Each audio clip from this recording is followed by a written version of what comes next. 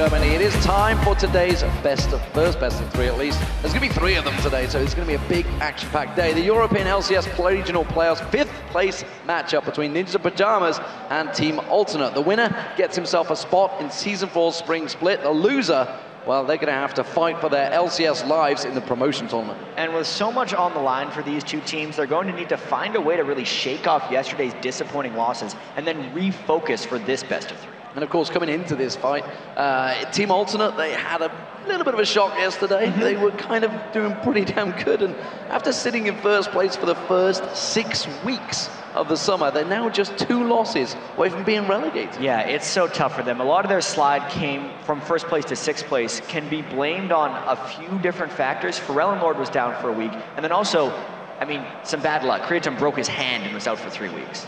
Yeah, and of course, even though Team Alternate was at full strength yesterday, they weren't quite strong enough to pull out the win against Evil Geniuses. Yeah, even though they lost, they looked better than they had for a little while, especially better than they were during Super Week. They were actually able to take the first match from Evil Geniuses, and then they nearly had the win in Game 3, but they just fell short. Well, their opponents today, of course, had an equally heartbreaking loss to Gambit in their quarterfinal series. Right, even though they got swept 2 games to nothing, there were points in both games where NIP was in control and could have won either game. While NIP and Alternate's 2-2 record in their head-to-head matchups this summer seems to indicate that we're in for another set of close games today. The last couple of times these teams have faced off, Bjergsen and crew, well, they've dominated the match. Yeah, so back in week 6, NIP only died once on their way to a 31-minute win, with every player on the team contributing. And then just last week in Super Week, it was more of a one-man show. Bjergsen rolled all over Alternate with Zed. In fact, he had more kills than all of Alternate combined in that game. Yeah, absolute domination, and that was actually the first time, or I guess the first time the actual current lineups have met, because of course, previously Extinct used to be in there, Mima switched around, there was White Knight in there for a number of times with Alternate as well. And of course, for Bjergsen and NIP, they know just how important this series is. Win there in the spring break, of course, in the springtime. They were there before. Evil Geniuses had put them in this exact same situation during the spring. Absolutely. So if they win that, they're in, and if they lose, they're in a fight for their LCS lives. Today we're playing Alternate, and it's a really important game for us. Winning today secures a spot for Season 4. I think today's game is even more important than yesterday's game versus Gambit. If we win it, we'll stay out of relegation, so we're just going to try our hardest in winning that one. We have to shut down Bjergsen because he likes to play assassins, and they can really snowball the game. Fredlord have to play good against Bjergsen to win. I personally started winning against him in the scrims last days, so if I'm in a good shape I can even win against him. We have to make sure we pick a strong early game and that we do our early game properly, so we do not fall behind. If we manage to get ahead early, then we can snowball, and hopefully we can finish it, not like against Gambit. So the pressure very much on these guys, and the players are entering the game lobby, so let's take a look at the starting lineups. In the blue corner, it is going to be Ninjas in Pajamas, the top laner Mima, the jungler Maluno, mid lane is of course Bjergsen, the man that carries that team in her backpack sometimes. Freeze and Deficio, aka Defrigio, is the support lane. And of course the red side, we have Team Alternate with Kerp in the top lane, Arne in the jungle, Pharrell Lord in the mid lane, Creaton on AD carry, and of course J-Ree on support. And while the mid lane has the marquee talent in this game, it's actually the battle between the AD carries that's our featured matchup of the day. Ninjas in Pajamas Freeze versus Team Alternate's Creator. Yeah, both of these guys are incredibly important to their teams. Mimer's been struggling in the top lane for NIP. That means Freeze kind of has to pick up the slack as the second threat aside from their mid laner. And for Alternate, they actually rely on Creaton to carry a lot of the ways, the same way that NIP relies on Freeze to pick up the slack for their mid laner. So when he went down with an injury, it really stumbled Alternate for the large portion of those 3 weeks. Yeah, and it was the first real sporting injury that we've actually had in esports. It was an esports, it was an injury that affected esports. It wasn't necessarily an esports injury. No, it wasn't like he was mid action. It wasn't like he was just like, he was playing too hard on Ezreal and just like, skill shots. So he actually broke his hand. It was just the little part there that he managed to break, which I guess with your mouse that's going to kind of hurt. Maybe he had to switch to a trackball like For some reason I feel like that wouldn't be an easy transition. Well, who knows? The Pigs and Bands are coming through, though. Ezreal being taken away from Creaton. Lee Sin also from Aranea. Zed taking on Bjergsen, and Zach, of course, one of those universal bans that has been used quite a lot. Yeah, especially against Bjergsen, even though he's only 2-2 with it on the season, and even, now he didn't get to play yesterday, I don't think, but of course, Aatrox and Lee Sin, they're really targeting Aranea because Aranea hasn't had too much success on champions that aren't Lee Sin necessarily. He's 2-4 on Vi, 2-3 on Elise. It's a good set of bans there, I feel like, for NIP.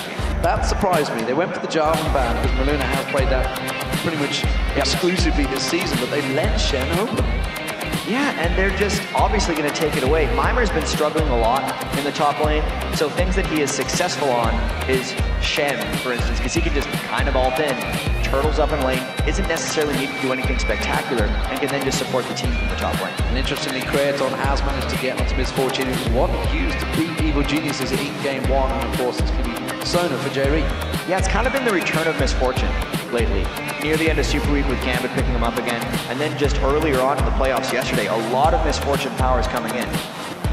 We'll see how it works out for them because, as you mentioned, it was pretty successful throughout the whole day. I'm trying to think of whether Misfortune actually lost a game. I think one. No, that's a lie because Genji used it. They won that game. No. So, Ninjas in Pajamas, they are deliberating on this one, taking a long time to discuss it, and of course the fact that a number of champions are available. Zyra has that support, and Maluna, well, he's having to switch to Maokai in the jungle. We haven't seen that for a good couple of weeks. No, we really haven't. This is an old style jungler for what Maluna kind of used to play as.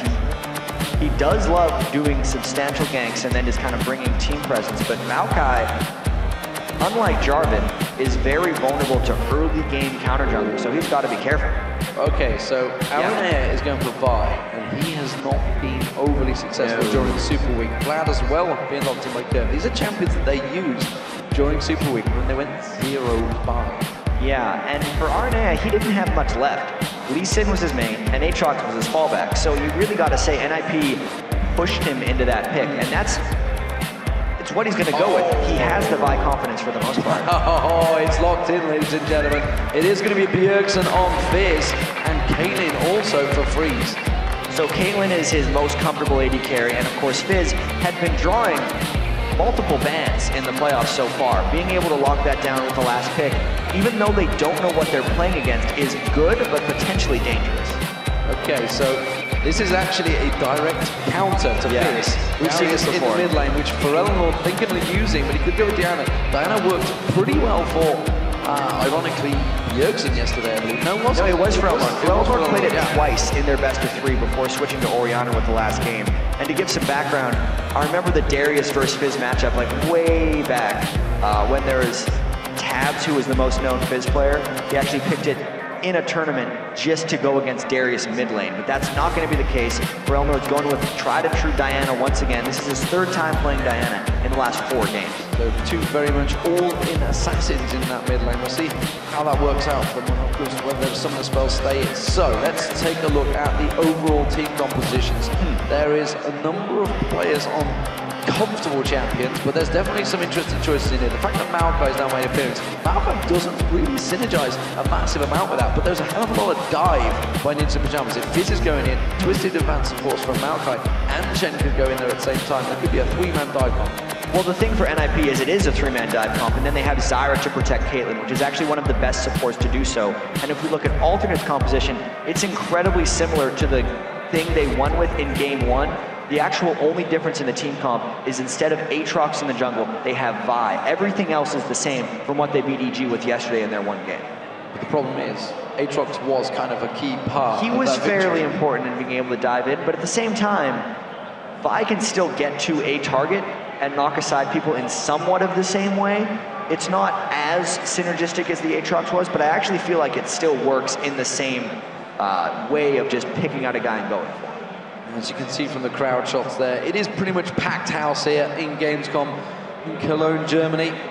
And of course, why not? The German fans, they absolutely love League of Legends, and there's a number of other nations here. I've heard some English voices talking to me as well. It's good to hear an English voice now and again. I've heard some people from Canada.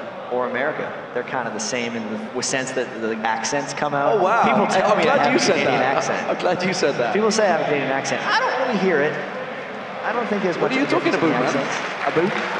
What are you talking about, man? So here we go, ladies and gentlemen. It is going to be Ninjas in Pajamas as the blue side and Alternate as the red side. This is the 5th place playoff position. This is to stay in Season 4. The loser of this will be going into the promotion tournament. Of course, they'll be facing off against the likes of Team TCM and Ninjas in Pajamas. Well, maybe Ninjas in Pajamas, but it'll be TCM and Copenhagen Wolves, who obviously was Ninjas in Pajamas in previous match. Now, if you remember, Ninjas in Pajamas were in this situation before. They had to go in arguably the toughest playoff against Samurai and Jeans. They will not want to do that again. No, they don't like that promotion tournament. And didn't Samurai and Jeans end up getting multiple players? Yeah, they kind of spread across, and they're pretty much in the LCS anyway. And ironically, were going to become Ninjas in Pajamas, but instead, because the Wolves beat them, they joined the organization instead. Interesting story. Also, Alternate have been through that promotion tournament twice. They failed in Poland in Warsaw, and they were successful when we did it in Cologne, but it was a hard-fought fight for them. They came back from 2-0 down, 3-2. They will not want to go through that again. Yeah, and to top this all off, Alternate was 1 game away from falling into that tournament already when they were able to win that tiebreaker against SK. So both of these teams, even though they don't want to be in this situation, are very familiar with this type of game and this type of pressure on them. Just not on a stage this size for this game. And for Alternate fans, they must be in despair, because this is a team that went 5-0 at DreamHack. They were looking unstoppable. And honestly, for, what, 6 weeks, they held that #1 spot. Since the last few weeks have kind of crumbled a little bit as the rest of the team stepped up their game in preparation for the playoffs, as we saw with Evil Geniuses sort of returning back to their glory days almost yesterday in a very successful matchup against Ninjas in Pajamas, against Alternate, sorry. We are seeing the blue buff start by Aranea, the red buff start out by Maluna. What I wanted to discuss was also the fact that Bjergsen has teleport. Yeah, he's going to be able to probably teleport into bottom lane whenever. They have the potential of doing the Shen teleport as well as the Summoner teleport to get pretty much any lane into a 4 to 5 man gank. It also gives them some sneaky versatility. I've seen a few teams pull this off where Shen will teleport down but not Fizz, which will make people think they can make a play somewhere else, and that's when Fizz is going to come in. It's giving them a lot of versatility as long as Bjergsen can hold the lane with no escape Summoner. Oh, look at that, the damage already up for Unreal. The Ignite was used out by Bjergsen. Bjergsen already using that burst damage.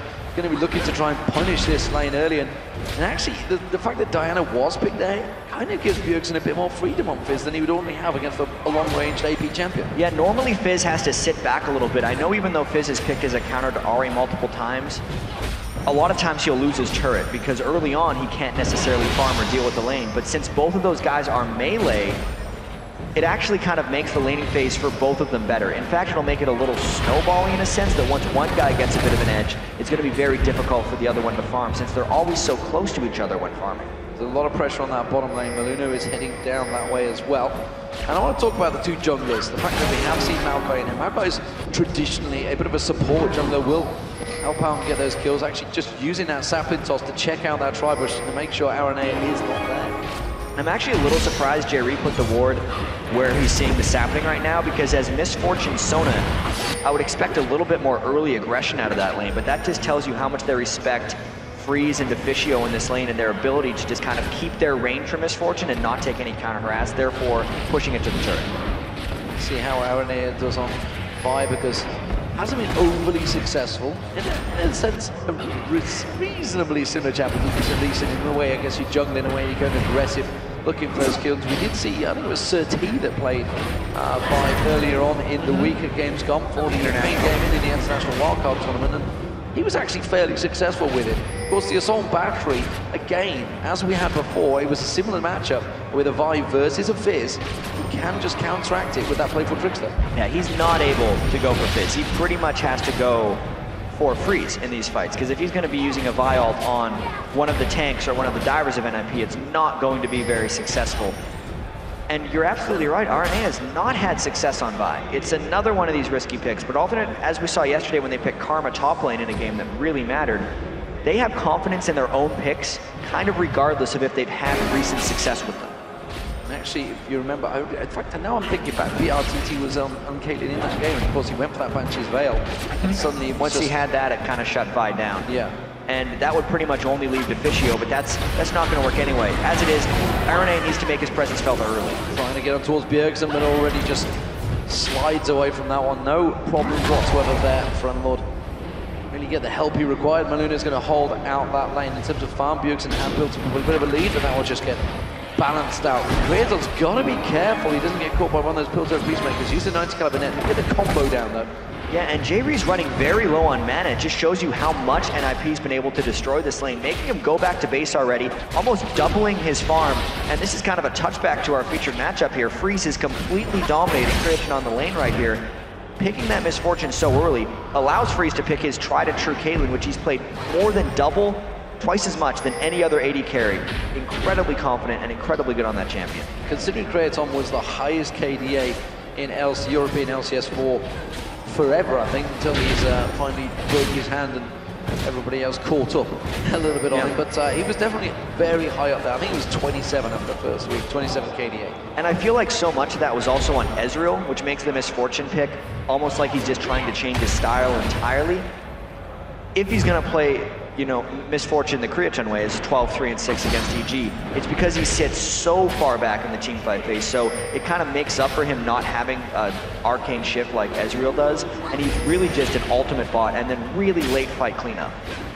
J-Ree back in those early days, these fiddlesticks very early. Bjergsen going aggressive on towards Pharrell Nord here. Pharrell Nord using the moonfall. Oh, he might get him. Throw out the ultimate. He's going to catch on towards him. The ignite should take it down. It's going to be first blood by Bjergsen.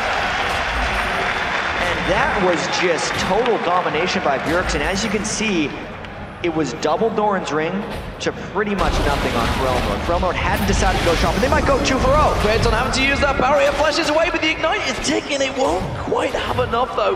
They can't shove the lane quick enough to get to him. These lanes early on are definitely going NIP's way, which really makes it not a good thing for Alternate, because we know RNA needs to be able to make his presence felt fairly early.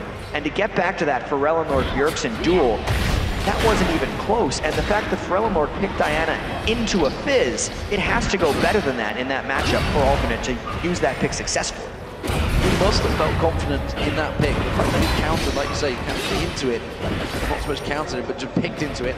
He must feel there is something in there that he can use with Diana. It was very successful for him yesterday, so he's sticking with what he knows. And this is actually Alternate sort of play style. We heard Aaron Air talking about it before, Ace in the hole being thrown out, Jamie blocking that one off, but they talked about the fact that they stick to champions they actually enjoy playing, rather than potentially throwing a team comp all around something solid. They'll just say, we enjoy playing this champion, it works well for you, so maybe just stick with what you know. And there is a certain benefit to doing that in some cases, because you never want to play a champion you're not good at just to fit the team comp. But you got to be careful about it. If you're using your last pick, you need to be confident that you're able to counterpick, and especially in Europe, where last pick is almost always used for the mid lane, against a player like Bjergsen, who is incredibly important to NIP's success.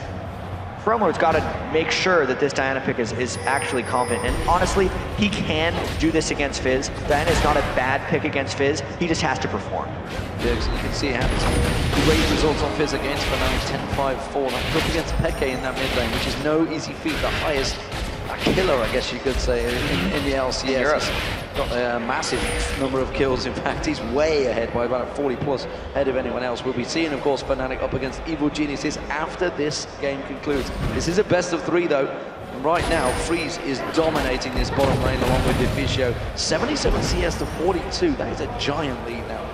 And because NIP has been pushed up to this turret for so long, I was actually expecting RNA to come down and try that level 6 Vi gank, now level 7, because he has spent so much time just farming on Vi, as he did yesterday with Aatrox. And it's the wards that keep catching him out as he tries to go and gank, but he needs to make something happen with this Vi. Otherwise, he's just farming for nothing. Well, we're seeing Kerp and Mima on the top lane, and Mima once again falling behind in CS. Bjergsen is up here to help him out. He's already used the emo plate, so that's his ultimate gone down, and Mima's going to keep chasing on towards him. Has to back away from this fight, but Bjergsen's code come in and finish this off. He's going to try and catch on towards Kerp. The moment he comes out of there, not going to be too afraid to dive on towards this turret.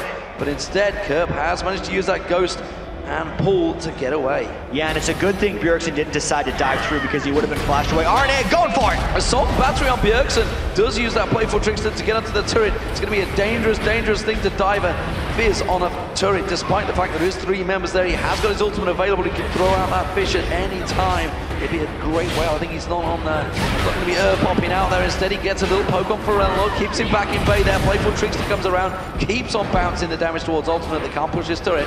Yeah, Bjergsen really doing his best to stop this, and they might think about going in for a 2v3. He's going to throw out, there's that great whale popping up there. Forello's going to be the target. He tries to get away. The Ignite should take him down. Maluno comes in and cleans up though. How's he going to be able to get away though? Alternate turn his back around. You're going to see the Vault Breaker from RNA. It forces the flash out. They could clamp on towards him. There it is. Kirk gets in.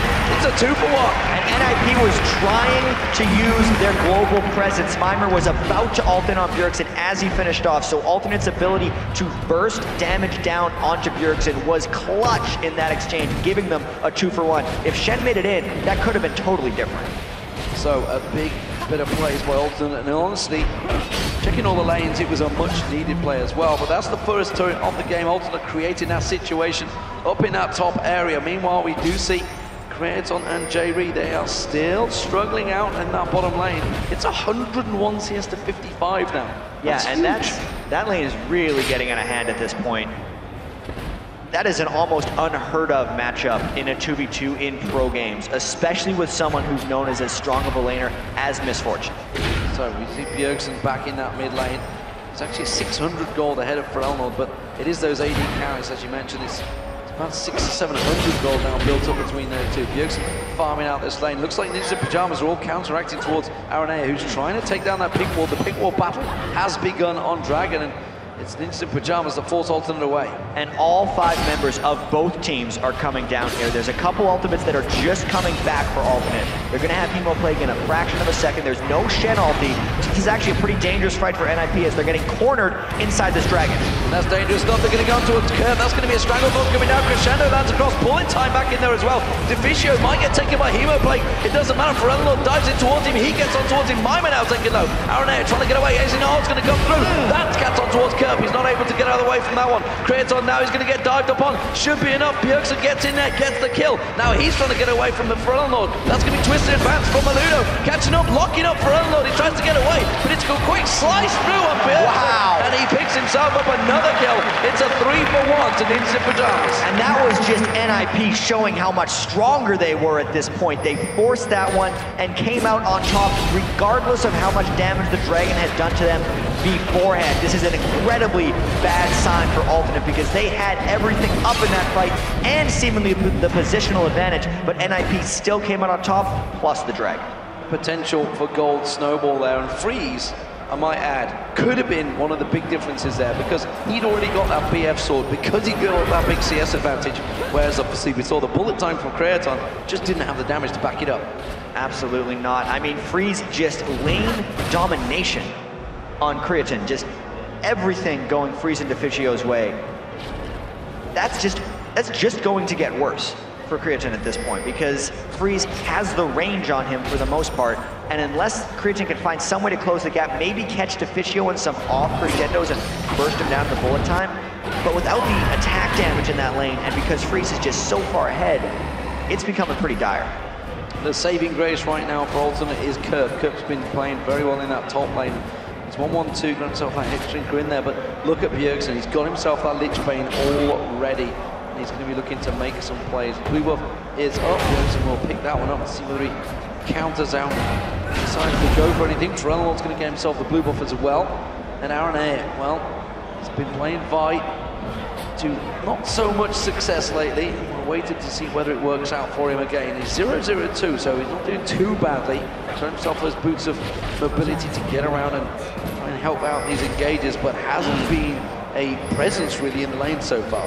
Not really, and he hasn't been a big presence in team fights either. It needs to come together for Alternate. They're only 2,000 gold down at this point.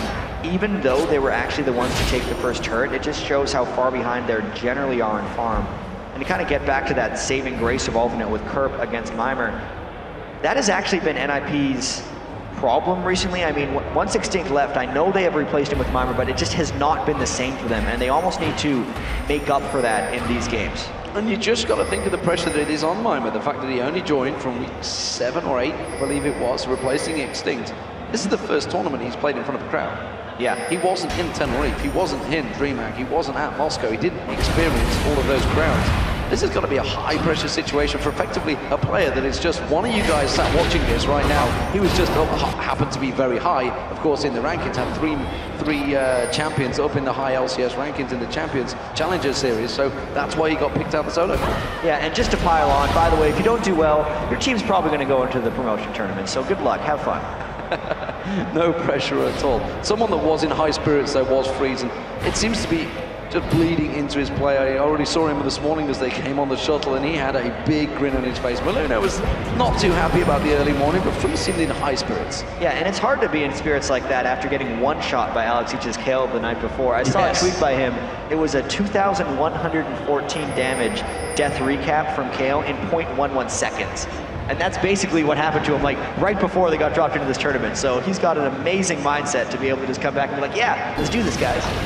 We just got destroyed, but don't worry, we got this. We can go straight back into it. So Ninjas in Pajamas, they are stacking 4 members in the mid lane. They're looking to try and push this turret. Alternate have a 4-man defense here, though, so they should be able to bully them away after a little while. Maluno has been doing a great job of locking up for Level. He dived on a couple of times now with that twisted advance, and so half the hit points off that turret just shredded down in that single wave. Yeah, Maluno's pretty much just trying to annoy Pharrell Mord in a lot of these team fights, it seems. The Maokai pick, not sure if it's really turned out yet. I do know that since he's made it out of the early game at this point, as long as NIP has enough damage, which they probably do with that Fizz, his late game team fight utility is incredibly high if NIP controls the positioning of the fights. Bjergsen heading up towards the top lane. Kerp baiting him in towards that bush. He knows he's still sticking around Kerp. He's not going to go too deep. This is a potential dive on the tower, and Kerp is already backing well away from this one, well aware of the situation. Yeah, he sensed that one. I don't even... It was basically just because Mimer was waiting in the brush, and it's like he wouldn't be waiting there without farming if there wasn't someone on the way. So very smart move there of Kerp to just run back. In the same dear. race. He's got to be careful. They switched it up this time, so now Shen is shown, but Bjergsen is in there. Kerp, if he gets into range to check the brush with his E, he would have seen Bjergsen anyway. Yeah, Bjergsen, that just cleared the wave as well, but that's going to be a Lich Bane hitting on that turret. Kerp's going to try and wipe them out minion wave as quick as possible. Fernald comes up to try and help him out, but this is buying time for that mid lane again. And they are starting to keep pressure on that middle turret. The middle turret very low now. Deficio going to take that one down. Freeze doing the damage. And keep in mind, if NIP wants to, they could actually get 5 people mid fairly quickly. That's why they had the Shen and the Fizz up top. I wonder if Bjergsen's going to try for something 2v2 here, even though Shen would have to ult in on him. He might go for it. He's been looking for a fight for a while. He may well just pop across his bush. Here comes Mimer. Mimer's going to come around, so he's going to save that stack. Yeah, they're going for it. 2 of them coming around the backside. Where's that Shadow Dash going to land? It's going to be Frello they aim for. He's on the turret as well. He's going to dive in towards it. That's the Hemo play coming out. They're actually split targeted right now. Now they decide to stack up on towards Frello. There's the ultimate from Maluna. Twisted advance on towards Kerp, trying to lock him down here. Bjergsen taking very low, has to go in the bush, so he's saved. It was only 1 kill, and that was interesting, the split target fight. Yeah, I actually feel like Bjergsen was trying to ult onto who was taunted, but Vladimir was just kind of in the way, and then they decided to go for Pharrell mode anyway. That's the reason Maluna locked him down. That's seemingly his goal in this game, is just to stop Diana from doing things. In that fight, there was actually a really great dodge by Bjergsen as well. He playful trickster Diana's Q, which is effectively what saved his life in the end. So Bjergsen on 142 CS to 124 for Level, but more importantly, 5-1-0. Matt stretched his gold lead to 1,600 ahead of Pharrell. That is that needlessly large rod he has in his backpack. That is simply the difference right now, and that's going to equate to a big items later on. And things are going great for NIP as far as gold distribution goes, just in general. You saw there, Bjergsen and Freeze were well ahead of every other member of NIP, and that's the way they kind of need to be, since Freeze and Bjergsen are completely relied upon in this team composition as being the damage threats. They picked a low damage overall team composition, 2 real threats here, and really a bunch of supports, but it's working out for them because their threats have the gold. Well, the Dragon is being taken by Alternate, and actually, Ninjas in Pajamas didn't really react to that one. They weren't in position, and have caught out there, and that's going to be the first Dragon for Alternate, and I think it was technically the first one themselves. So they were a little off on their timing there. Yeah, NIP just went back to base at the wrong time, which is a little curious since they had the exact timer on the last Dragon. I feel like they were just a little surprised at Alternate's ability to just go straight for the Dragon on the timer, since Alternate was behind and had previously lost a Dragon fight. They didn't think Alternate would just go for it straight away. Looking at the bottom lane, Mimer's been spending a lot of time just sat in the bush, waiting out the way there, hoping that somebody would come down. He hasn't. He's just sitting in that bush. He hasn't been pushing the lane. I think they're trying to bait probably either Kerp down here or for Unlock to see if they can get him split pushing. I mean, if you don't see him, is he really there? He is a ninja. Yeah. He should probably be farming. In all honesty, he's only at 105 minion kills, just has that Spirit Visage, and he's going to need to be a person who at least has an answer for Diana and Vlad in any split push scenario. I think he's just hoping that people are afraid of him because he's not shown. Now he's going to farm it. He was a little afraid of pushing up past halfway, I think. This forces Frontal to back away from that minion wave, so he's going to be happy farming, keeping that split push going that we see Shen doing so often. Bjergsen does it himself quite often as well, and he is sitting waiting, and once again in that bush.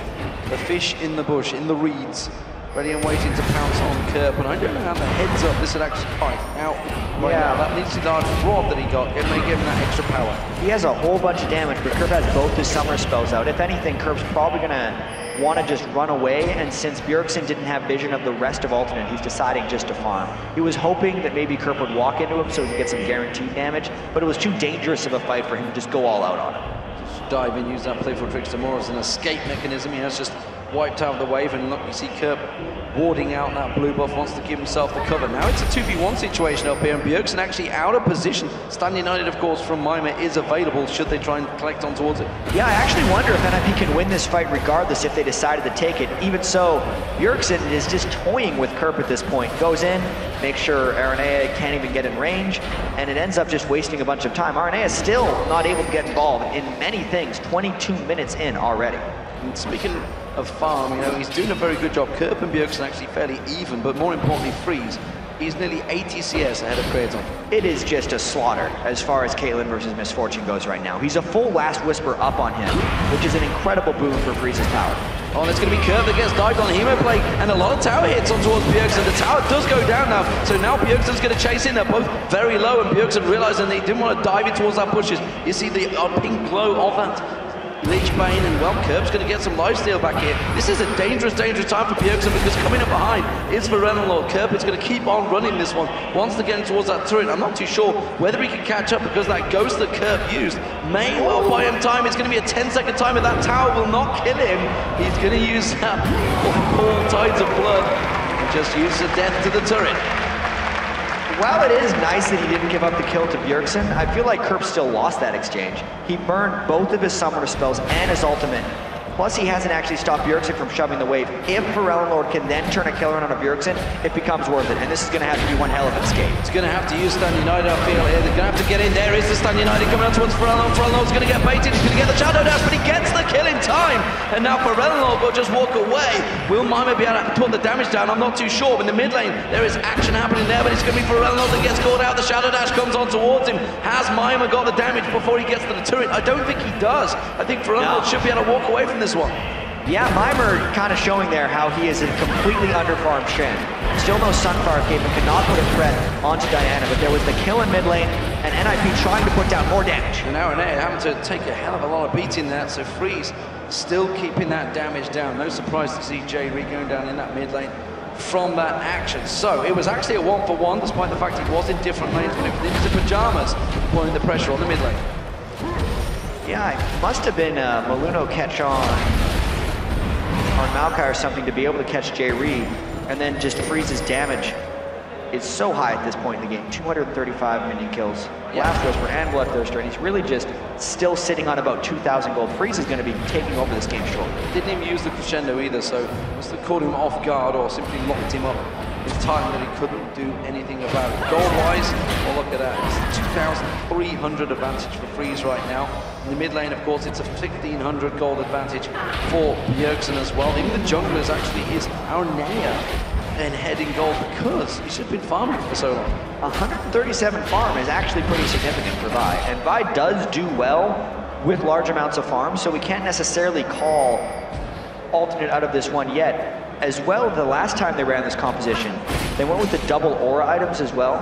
We got to see a Lock of the Iron Solari on RNA and also a Will of the Ancients on Kerp. Kerp still has the opportunity to go for Will of the Ancients later, so they might make up some of this gold deficit if they can force team fights with their aura items like they successfully did against EG in their victory yesterday. Well, Miming now has that Sunfire cape and he's continuing that split push. Ninjas in Pajamas, they are continuing to do like a double split push strat here. They're thinking of going off towards alternate, dragging up in 10 seconds time. This time, Malino for the twisted advance then cancelled it out. Yeah, he lost vision right as he was going to start it, so he didn't actually start following. That was, you know, as close as you can get to starting the fight. Yeah, he definitely went for that one, but it's going to be the Dragon going down incredibly quickly there. Ninja Pajamas took it so fast. Oh, that's going to be the ultimate going out. It is going to catch on towards Ferelnlord. They dive straight in. Ace in the hole coming in as well, but quick protection comes out. Ferelnlord will escape. Yeah, that was just a full run from alternate, especially once the Shark landed on Ferelnlord. It ends up burning the Flash. Obviously, the Shark's coming up before that, and NIP got the Dragon out of that whole exchange. So really just, the last two Dragons have been about whoever thinks of it first. They're just the ones who know the timer and decide to go for it, because alternate, even if they wanted to contest that, weren't necessarily in position. Ericsson will be taking blue buff for himself. Aronair's taking the red. See whether just to get involved in one of these fights, because I feel that Aronair's going to have to dive in, have to try and create something. See, he's got the Aegis of the Legion in there now, so the Iron Locket will be following soon. So just beginning again some of that tankiness that he's required to go full force and dive in. Ferelnlord's been trying to create something, but as of yet, every time he goes in, he just takes so much damage and he has to get straight out of it. Yeah, and specifically, Maluno is just locking onto him whenever he goes into fights. So not only does he have to worry about keeping himself alive, he has to worry about his mobility within the team fights. Can he continue to dive through? When Alternate was successful with Ferelnlord's Diana yesterday, it's because he basically had freedom of where he was going, since Aatrox was usually in directly with him. That combo hasn't necessarily been playing out so far for them, because Aranea and Ferelnlord haven't been synced in the small amount of fights we've had.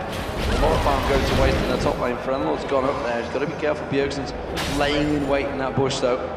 He's been here for a good 20 or 30 seconds waiting for someone to come up here.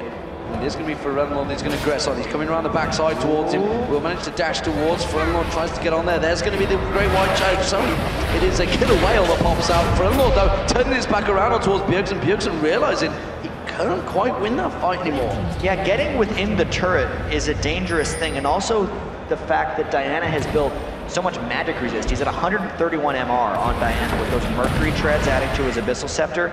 He's got a little bit of Bjergsen immunity at this point, especially under a turret. But more importantly, Ninjas in Pajamas took an objective there. They took that middle turret down while he was being distracted, and again, now it's 4 members of Ninjas in Pajamas in this bottom lane continuing to push in there. They will back off a field because Bjergsen's already gone away, so they don't have that split push pressure anymore. This would actually be Alternate's opportunity to find a 5v4 if they were fast enough to chase down, which is why you can see them actually approaching very strongly. I wonder if they're just going to try to go in regardless. I don't know why NIP's sticking around, teleporting in though. Ninjas in Pajamas going, Bjergsen teleports in. He just see the crescendo coming in, but it only caught 1 member. The Shadow Dash locks up Kerr, but Aronair comes around the side, catches a great Vault Breaker. A Hemo Plague landing on everyone as well, but Bjergsen going deep in there, jumping around, but he's all playful tricks. He's going to get taken down, but is that too much damage? We see Alternate trying to back away from this one. We can see Maluna trying to close the gap. Creaton having to run for it. It's a 2-for-1 still so far, and Alternate have escaped, and Ninja Pajamas, they tried to turn it around, but not too successfully. Always forget about that mid lane teleport, especially if you're in a game with the Shen, because you're so used to Shen, worry about Stand United, he's coming in, and oh, actually they have 5 people here. NIP turns it around, gets Alternate out, because Alternate was looking for a fight, because they thought they had that 5v4. It was not the case. Bjergsen came in after buying Zhonya's and just gets the 2-for-1 plus another objective. So Ninjas in Pajamas, they are currently 5-1 up in turrets. Big objectives gained here. And Alternate under pressure in game 1, and you've got to wonder how much confidence that would knock on them. The fact that they went 0-5 in Super Week, they did pick up a very good victory against SK Gaming, and they looked so strong yesterday. I just wonder, over the night, how much really has affected them, that loss, the fact that they're into this position, whether we talked about, we talk about SK Gaming, how much of a confidence team they are. Alternate are very similar. They are, and they have been on the decline for quite some time now. They've gotten a few little boosts here and there, like when they beat SK to make it to these playoffs. But all in all, they have just been on a decline, and it does not look good for them in this game. It does not. So Ward's getting placed out, and of course, Baron at 30 minutes is certainly a viable objective. Frenlord going up towards the top, on towards Bjergsen. Bjergsen's just going to back away from this one, doesn't want to go for the fight. Frenlord looking aggressive here. He has got Zonya Zaga, so he may be able to go too deep on this one. Aaron A coming around. He's got that Vault Breaker to try and close the gap. Ninja Pajamas, though, they're all close by. And considering how much time Bjergsen has spent kind of waiting in a bush this game, he's got a remarkable number of minion kills, 241.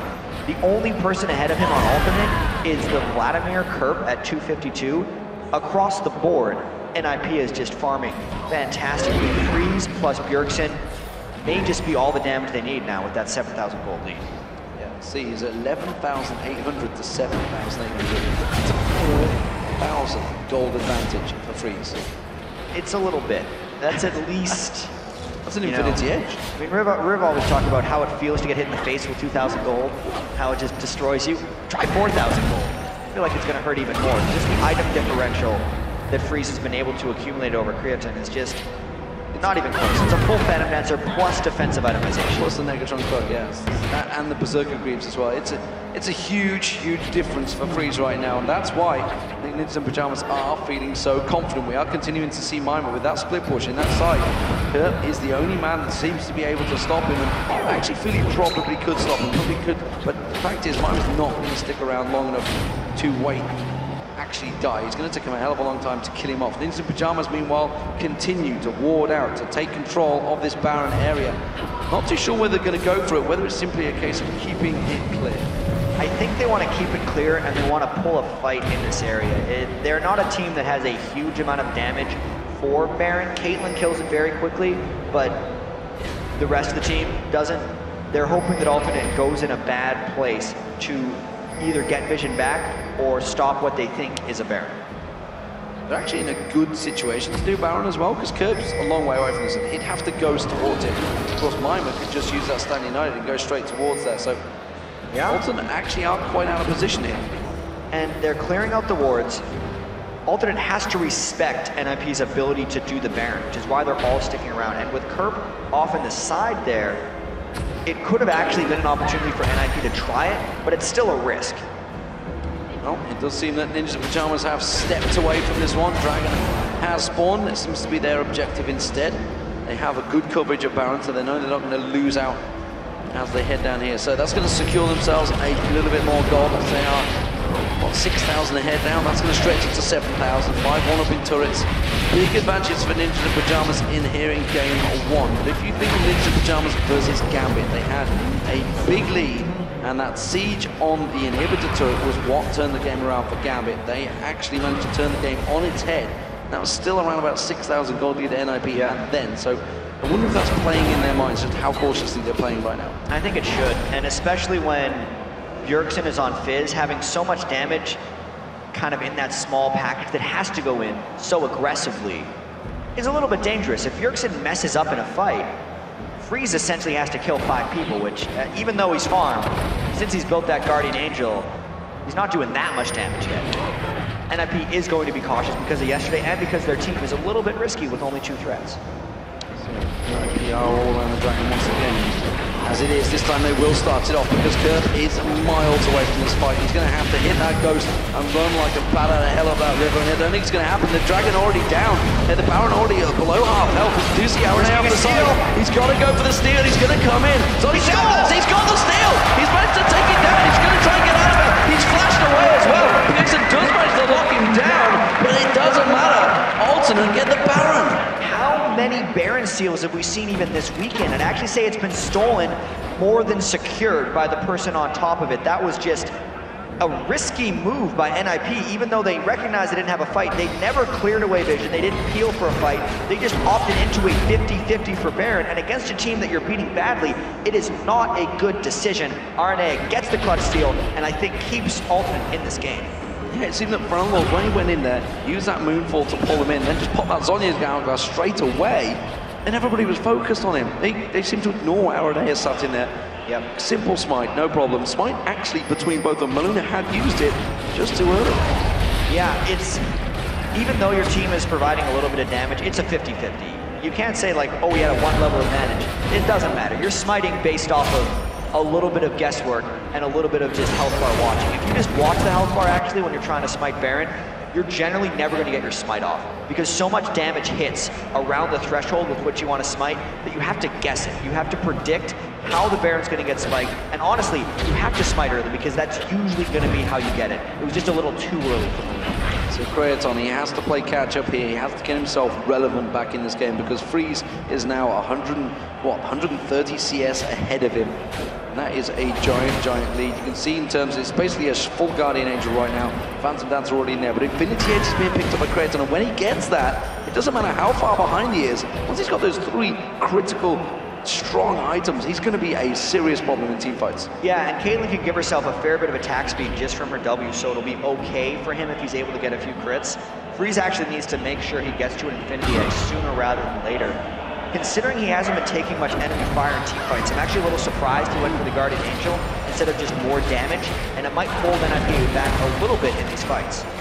Meanwhile, Kerp, of course, he's been farming up a Storm. He's got himself 100 plus CS advantage over Miner himself from split pushing, as is he doing right now. He's on that bottom lane. And you see Ultimate now that they have that Baron, they are thinking, let's actually start getting some of these objectives down, because they have only taken that one top turret. It's crazy to think how little turret pressure Ultimate has had this entire game. 36 minutes in, and they haven't even taken that mid turret below half. A lot of that was because Bjergsen dominated the mid lane matchup against Lord. And even though NIP is against a team with Baron, they have no hesitations going in. Teleport comes in, Maluna gets on towards Freljord. Meanwhile, you see just off the side, that's a great bullet time coming out from Kraton. That is going to be Bjergsen getting locked up, Deficio taking low down. They have managed to get in there, but Kerp picked himself up a second kill. Mimer's trying to desperately run away from this one. Freeze's Guardian Angel has been popped. He's going to get taken down. On towards there, it's a triple kill for Kerp. Now they're on towards Maluna.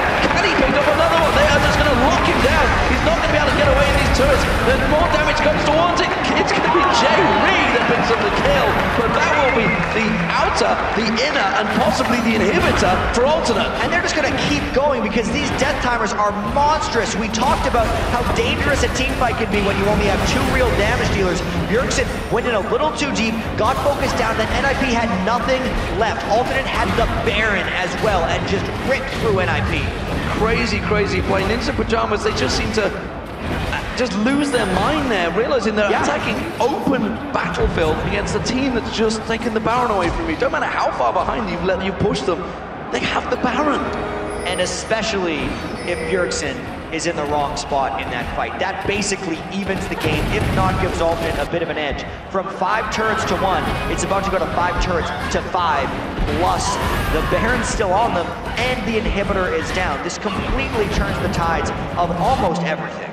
And Kerp just cleaning up in there, that's going to give him such a big boost. In terms of gold, well, you know, those big leads that Bjergsen and Freeze have built up are going to start falling away. It's not going to matter how far ahead you are when you've only got 4 or 5 items stacked in there, because everybody's starting to get to the exact same situation. We do see Kraton, he goes back, gets that Infinity Edge completed along with the Bloodthirster and Last Whisper, still yet to actually upgrade his boots. Still only the level 1 boots in there. And we talked about that Guardian Angel, how useless it may well be for Freeze, and it simply was. He got caught out and there was no coming back. Exactly, because the rest of his team had already fallen by the wayside. It was no real benefit to him. And I want to see actually what Kerp buys here. He's sitting on over 3,000 gold. That fight catapulted him into the level of items that Bjergsen and Freeze have been able to accumulate. I almost wonder if he's farming for a death cap at this point to really just cap off that build of full cooldown reduction plus magic penetration. That will make him so deadly if he goes for that. Or he could just go for Zhonya's and make himself even more difficult to focus in fights. You know, God only knows what it'd be like if he was actually using a mouse. And if he was using a real mouse, not one of those trackballs. He does get that right middle step cap though. And it is going to be the Dragon for Ninjas in Pajamas. They are still securing objectives. They are still ahead in gold. So NIP fans, do not despair. They are not out of this yet. Alternates simply have stolen a little bit of a snowball on them. So the 4th Dragon for NIP. They do keep themselves just slightly ahead of the curve. That Baron has just about worn off as well. So Alternate back to status quo, albeit with a big chunk more items. Aranea with that Banshee's Veil now stacked up. He's not too worried about Bjergsen anymore. Now with the burst damage in there, and actually with that Zhonya's Hourglass also on for unlock, there's a number of them that just simply don't care about it anymore. Yeah, I feel like this game is actually completely turned, even though the gold hasn't completely turned yet. And Alternate can just go for a fight. Maluno totally caught out of position, thought the rest of the team were there, but he's just...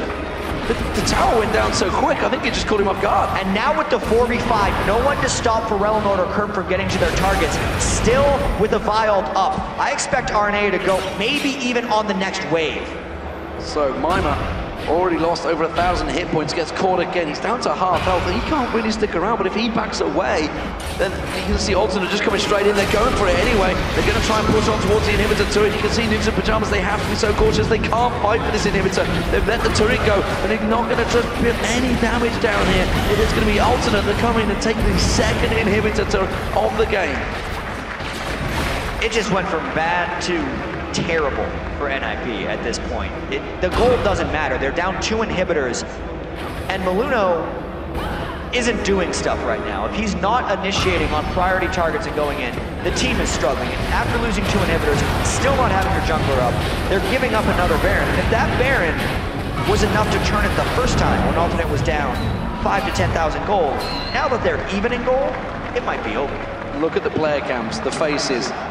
We talked about how Alternate are a confidence team. Since that balance deal, Araneo is literally jumping up and down in that chair. He is bouncing around, he is shouting the orders, he is the captain of the team, and he is non-stop communicating. Big smiles on the faces of Ferelnord and Creaton. They know that they have managed to steal this game from the depths of despair back into it, and they have such a strong lead. The Ninja Pajamas are going to be wondering what the hell went wrong after this. Why did they go for Baron? Yeah, that's what went wrong. They went for Baron when clearly Aranea was in range to steal. It's such a risky move. They didn't need it to control this game. They had the lead. They built it for themselves. Look at that farm. The way they built the lead is still showing. There's 430 CS on Freeze to 271 of Creatine. But at this point, who cares?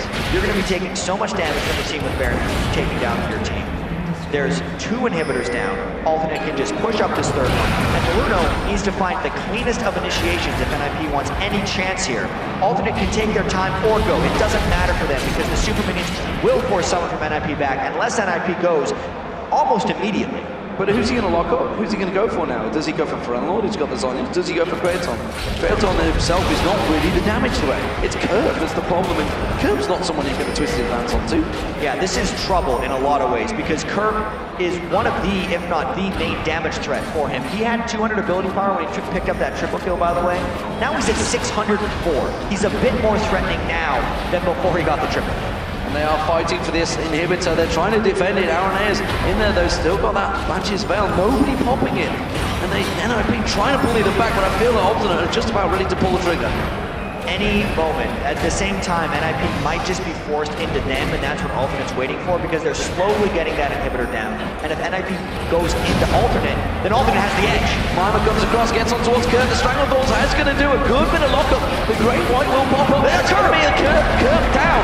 Kerp down. That's the big deal. Bjergsen goes in, but he gets locked up. Alternate still might turn this one back around. Mima's going to be the front-loaded tank target there. We saw the Deathfire Grasp getting fired off, but he isn't going to do enough. And Ninja Pajamas still backing away from this one. It's still a 4-on-4. The main damage dealer of Alternate down. But here's the risk. When Bjergsen dies, Freeze has to kill the whole team, and I don't think he can do that. Alternate's still pushing in. They have the Baron region and the heals of Sona. NIP re-engages. They catch up towards Ferelnord. Zhonya's Hourglass had to be used. They do catch in towards it, but Aranea, look at Creaton. The bullet time coming across. Aranea taken so low. JV getting himself a kill on Deficio, and this is still dangerous play. There's the ace in the hole from Freeze. Catching on. Ferelnord going to run away from this one. Alternate disengage, and Ninja Pajamas hold on just for a little bit longer. Well, Freeze almost did it. He almost killed the whole team at that point. He, with his max item build now, was able to barely pick off Aranea at the end and save that last turret. That's incredibly crucial, because if NIP would have lost that, they would essentially lose the third inhibitor and the game, because I feel like once 3 inhibitors are down for this team, it's over. So, Dragon has going to be coming up. I don't think anyone's really going to be fighting over that one, because the gold, look at it, it's just 1,000 between them. 45 minutes almost gone in this game. It's 13-12, not exactly a crazy high-scoring match, but there has been plenty of action. And as it is, this is so tight between the two. We saw, though, they have the ability to lock up and kill Kurt at the start of the fight. They just need to keep Bjergsen alive after that. Really, whoever Mimer lances Tauntaun, they do have the ability to blow up. They were in a very similar situation yesterday against Alex Each's Kale, where they did it 2 fights in a row and were able to just completely take him out. Well, Infinity Edge now on Freeze as well. He has full build, effectively. He has everything he needs. Kraton, in the meantime, he's gone for a Spectral Crown in there, so he's worried about Bjergsen more than anything else. Why not? Because Kraton now is a damage threat, despite the fact he's 0-1-6. Hasn't been overly involved in getting those kills, but now, after being so far behind, he still is. He's still nearly 200, he's nearly 200 CS behind Freeze. That's pretty incredible. Yeah, it has not been a good game for him, but he's made the best of a bad situation. Alternate now trying round 2 on this very low turret, still having 2 inhibitors down, meaning NIP will have to peel back to clear minions unless they go almost immediately. With that inhibitor respawn, if NIP doesn't go in on the next wave or peel back very soon, they're going to lose the inhibitor that just respawned, or even some Nexus turrets. That's why Maluno's going in, or thinking about going in, and Alternate sitting so far back. Yeah, I'm just waiting for Maluno, I think. Waiting game. Once again, it's going to be Kurt, but look at that. They only need a couple of shots. If Kraton can get in, just get a couple of shots on towards that turret, it will go down so quickly. And there's super minions in that top lane, in the middle lane as well. The inhibitor on the top lane actually being hit by a bunch of minions. So Ninjas in Pajamas, they are just being baited into this one. Alternate happy to hold on this fight. Yeah, they're losing their inhibitor right now.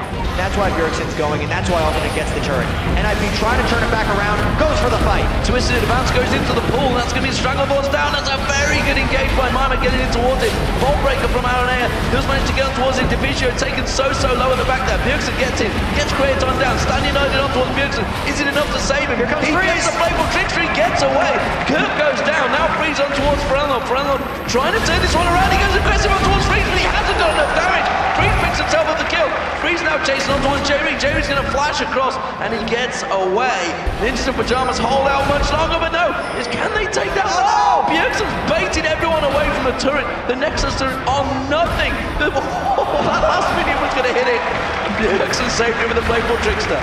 And they get a 4-for-1 hold. They did lose another inhibitor, so it's 2 inhibitors down once again, but they have a small window here. Freeze can kill turrets extremely fast. Maluno is thinking about tanking it with his face. They're trying to get an inhibitor back to maybe re-equalize this game a little bit. Can they get the turret down quick enough? That's the question. JB's going to come up. He's got 15 seconds to be on some alone time here. Mimer will come up and tank it out as well. Remember, Baron is up in 30 seconds, so this is dangerous play. NIP, because they're going to be low after this. An Alternate could just turn it around, run straight for Baron.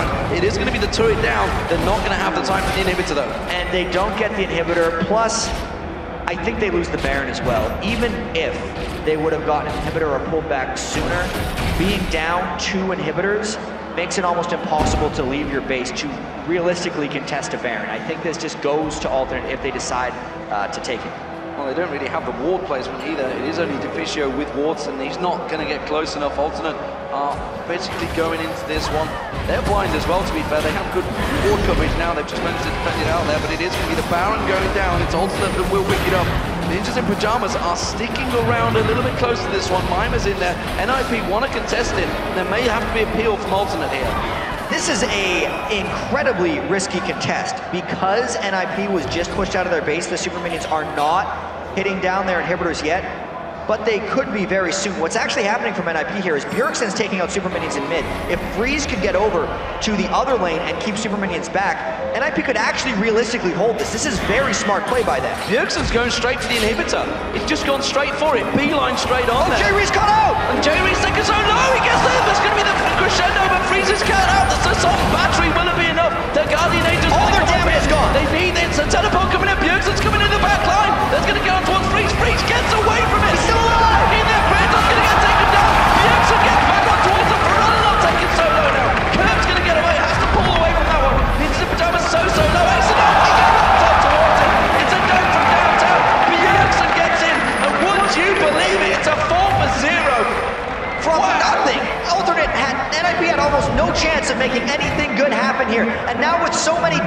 It looks like Freeze is just gonna try to go for the base.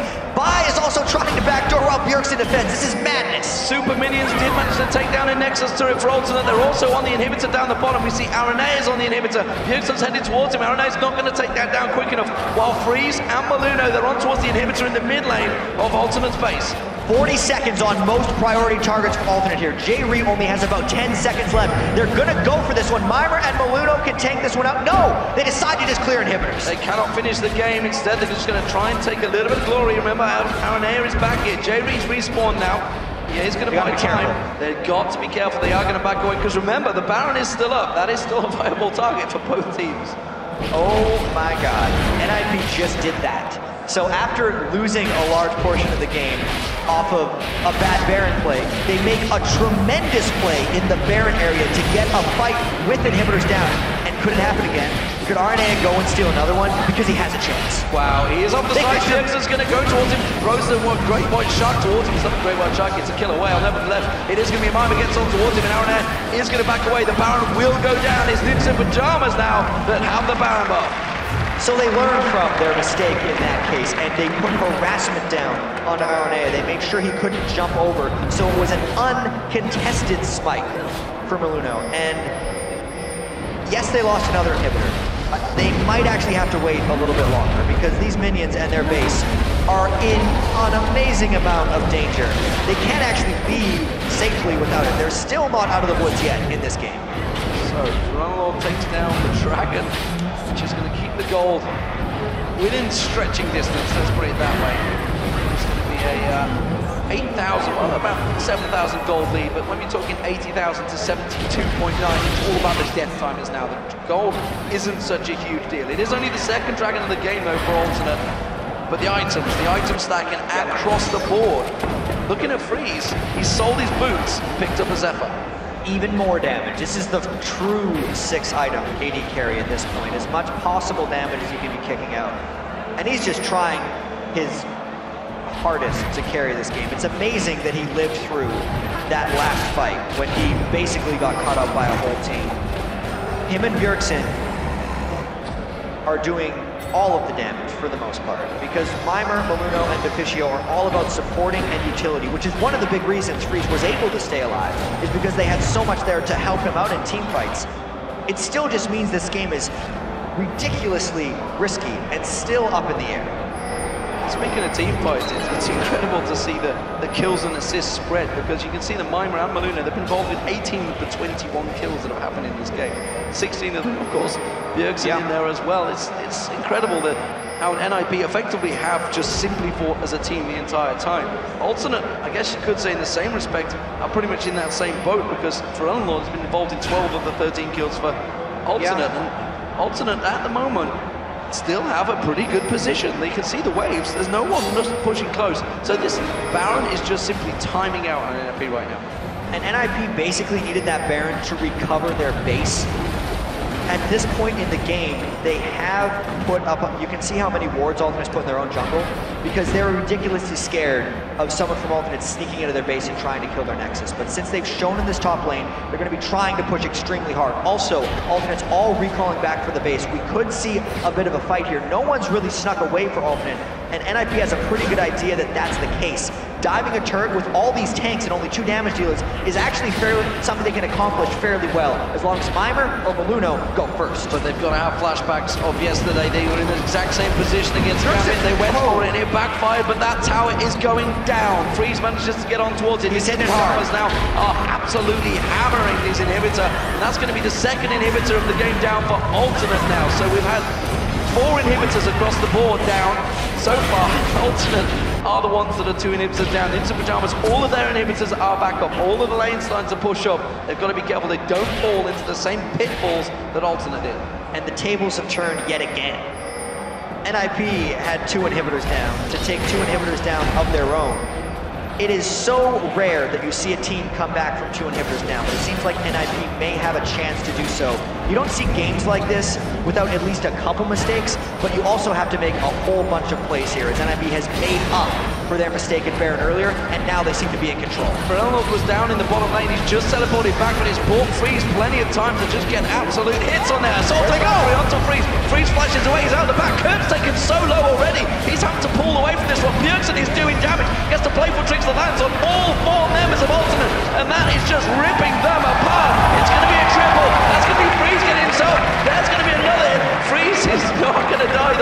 here. Curve gets away with it. It's a triple kill for Bjergsen. That may be the game for Ninjas in Pajamas. It's gotta be 4 for 0. A brilliant dive there by NAP. They took the comeback, 55 minutes, and they're going on to the Nexus. Ninjas in Pajamas, they take game 1 against Alternate. It was such a hard-fought battle. 55 minutes into this game. Curve just trolling out Freeze. Just hit the Nexus turret, guys, because you have taken game 1. But boy, did they have to fight for it. What a comeback. And what does this mean for the next game? These guys played close games all of yesterday. And I'd be finally able to pull one of them out because they got 0-2 yesterday. Getting this win must mean so much. And I wonder if it's just going to turn this into a chill. Some big deep sides for NIP there. You know, we talked about the confidence Alternate had, and maybe it's just overconfident after a while because they were big smiles. They knew they turned it around from the jaws of defeat. They got themselves back into it, but then again they let it go, let it slip away the side. And honestly, it was brave play from NIP because you were saying like at the time they can't play for this. Exactly, because there was such a small window for them to make anything happen. If all Alternate did in that situation was just pull back for Baron.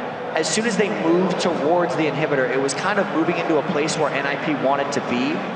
And there were a couple mistakes on both sides for these teams, but I definitely say the bigger play was made on NIP to capitalize on the last one, and that's what mattered most. So as the players take a break, of course, we will be doing the same pattern empty analysis in just a moment. But how do you see in that game? I mean, where do you look towards it? We've seen Fizz banned so many times. Is it viable? Is it worthy of a ban? Because they almost controlled him for a while there. It's so strange. I feel like Lord kind of let himself down in that game because he had the counter, he had a pick against Fizz, whatever he wanted, and he could not deal with it. I don't necessarily think Fizz is worthy from a ban here, but based on what they couldn't pick against it, they should probably ban in the next one. Well, we will see, ladies and gentlemen, because we are going to head over to Joe and JSNOL standing by at the analysis desk to break down the highlights of that incredible back and forth contest. Thanks a lot, Demon, and wow, where do we even start with that game? If we could have 100 replays, we probably could have filled every single slot with that one because an incredible game that started off so well. Let's go right back to the beginning and start, with NiP's domination and specifically that bottom lane. Now, you can't let that happen. That just can't happen. An AD carry can't get so far in front of the other one, basically for free, unchallenged. Yeah, just to give you numbers of exactly how that panned out, at 12 minutes in, it was 101 CS to 63, fairly early in. And then as the game progressed, at 29 minutes, he was up 300 CS to 193. Like, Freeze was farming like a madman. It was ridiculous, just the lead he was able to really accomplish there, and it carried on through the game. You saw his items being picked up, his boots at the end for a Zephyr, and I think we also need to talk about Bjergsen because he was phenomenal. Yet again, I mean, he is probably one of the best, if not the best mid laners right now in Europe. You saw him 1v1 Lord. Yeah. He did it a little bit early on around level 2, level 3, and then he did it yet again, able to pick up the kill, and his pressure around the map was just insane. And that's at one point that Giants even made the look at him. He's been sat in a bush for what seems like about 10 minutes now, waiting to settle for a kill, but he's still a mile ahead in CS while Lord's hammering away on the waves, trying to catch on one back up. And that's just that's what Bjergsen loves to do. He loves to get kind of in there, down and dirty, and just go in for those fights and get those kills. So let's move on then to the next part of things, which was the Baron steal. It was all going well for NIP up until then. They went in there, they decided, okay, we're going to go for the Baron. And we were talking about this as well. We didn't quite understand why they took the Baron, or they went for Baron as hard as they did, because they had a very mobile team in terms of moving over the back wall there to actually take the fight rather than sticking on the Baron. Yeah, I mean, with the Shen, with the Maokai, with the Caitlyn who can get over the wall, with the Fizz, you have 4 champions who get over that wall really quickly. The Fisu can sit there supporting with his CC, with his ultimate, with his grasping roots, and yet they kind of sat there and did it. And the thing was, they kept attacking it when RNA was already in the pit. They didn't stop and just say, all right, stop the DPS, kill RNA, and then finish it off. And that is like the first little step that got Ultimate right back into the game, and that's actually going to lead us up to a fight that Ultimate kind of really dominated. Yeah, so let's have a look then at our first replay then. And this was whilst Alternate had the Baron in this mid lane, and NIP decided we're going to fight anyway. Yeah, I mean, they felt like they were really far ahead, which, to be honest, they were. 6,000 gold up at this point, and you see on your screen that Bjergsen, he's teleporting into the back, he has home guard boots, and we're going to start this replay up, but there's one mistake that he really makes that Alternate was completely happy with. He dives into the back line of Alternate. Because of that, he just gets focused completely down, and I want to show you, like, look at the separation of the fights. You have Ferelnor getting focused down, but honestly, he's 3-5-2, 241 CS, doesn't really do that much damage compared to Bjergsen. And then you have the whole lineup of Alternate besides Ferelnor attacking him, and we're going to start this up yet again, and he ends up falling from this. He isn't able to stay alive, he gets the Zhonya's off, and then Creatin's happy just, using the ultimate across that wall, and because of that much damage dropping, because Bjergsen is 7-4 at this point, they lose pretty much all their damage. Freezes with the GA, they end up catching him, and they just fall 1 by 1, a 4-for-1 exchange for Alternate, and honestly, that was a fantastic turnaround for them, considering NIP was the one to force that fight. They were the one to really force that engage, and yet they were the ones to lose it.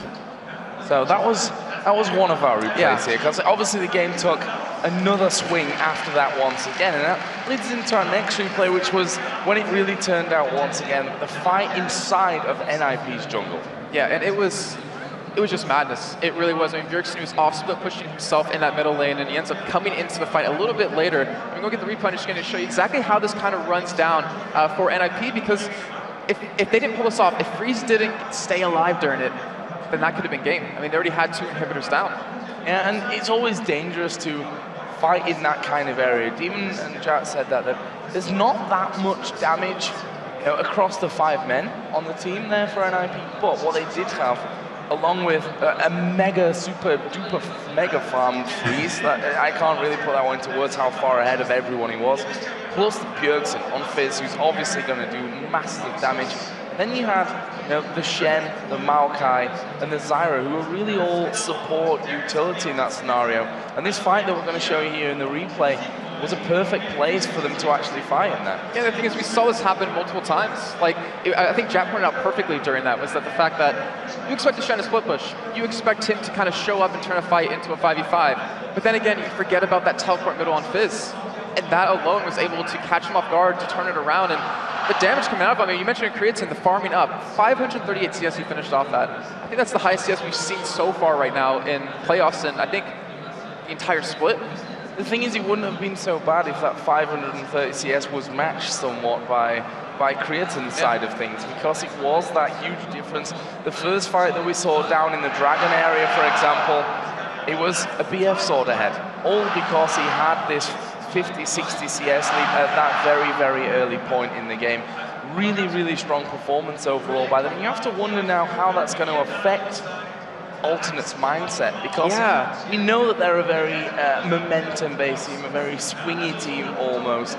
The thing is, if they'd have won this one, you would have expected them to be so pumped up going over onto the other side into game number 2 that they could probably just steamroll through. But now, that game will have taken a lot of energy out of them. It took a lot of time to finish, obviously, number 1. But because of the energy they put that actually into bringing this swing through, taking Baron, the jubilation that you have in that moment, and then the whole swing back from that one is just so mentally draining, I think, on Alternate. Yeah, and you saw the reaction on the cameras. Like, after they finally turned that fight around middle, which we just showed you with that replay, they were so excited. RNA was like jumping out of his seat, I think Demon was saying. And then you saw NIP, they were just like so upset with themselves. I mean, you saw Molino get caught over on the second turret on the top side, and he just looked like deadly pale. He was like, I just lost the game for us. So let's have a look then at that replay that we were talking about inside of the jungle that swung it back around once again. Yeah, and I want to start this replay off just to show you. NIP, they're still ahead quite a bit, but this is with Alternate having those 3 naked inhibitors, one of them currently being down, and J-Reed, he unfortunately walks into a trap, and when you have Freeze at 509 farm, at this point in the game, he's not going to survive long. So we start the replay up here and just show you how quick he drops. He has his crescendo available. That's completely out of the fight, and I believe we're going to take it down to half speed here and just show you. Freeze, he gets focused down with everything. Everything possible out of Alternate. You see even the bullet times that are coming here from Creatine. And then NIP responds, all right, pop the barrier on Freeze, pop the Shen ultimate on, keep him alive. We need time for Bjergsen to finally get in this fight. He shows up. Now Creatine, he flashes in to go for that kill on the Freeze, but he's overextended. He committed way too much to that fight, and NIP, they just turn that around, and I can't even call it a single MVP for that fight for NIP because of their ability to just know what to do right there with Bjergsen putting out that insane damage, even the ace in the hole able to pick up a kill right there, but it was just ridiculous. Like that was such a good fight for NIP, and it was really unfortunate for Alti because they lost Sona. They lost that much needed crescendo, and when they're in a tight area like that in the jungle, it's crucial. It really is. Well, and that's the thing, like I said, the utility they had, you know, the Maokai ulti was, the fight was contained right inside of it. A Shenton is so easy to land on multiple people in that kind of area. Freeze, in the fight before, we talked about how the GA didn't really do that much to actually save him or to do, you know, anything really for that fight for NIP. But in this scenario, in this fight, that was actually crucial to keeping them in. Plus then that Stand United shield coming in on top of him to somehow keep Freeze alive right in the middle of all that one. So that'll be the 1-0. And the thing is, during the fights, Maluna was playing support. He was the one protecting Bjergsen, protecting Freeze, sorry, because Deficio was the one to push out and really help Bjergsen out when he went really deep into the fights. But one thing I'm worried about, are we going to see a Shen ban? Because this has been so crucial in NIP's lineup. Having this combo, this two-man assassin squad of Meimer and Bjergsen, they've been doing it in the playoffs, or in the playoffs obviously, they did it in week 9, they did it in week 8, and teams that take away Shen from them seem to just be able to beat them. Well, we'll have to see in just a moment. We have to take a quick break, but when we return, Team Alternate tries to close out the series, or bring back the series, I should really say, that one with so many swings in it, and lock down, of course, a spot in Season 4. That's what these two teams are playing for, the LCS Regional Playoffs, live from Gamescom 2013. We'll be right back.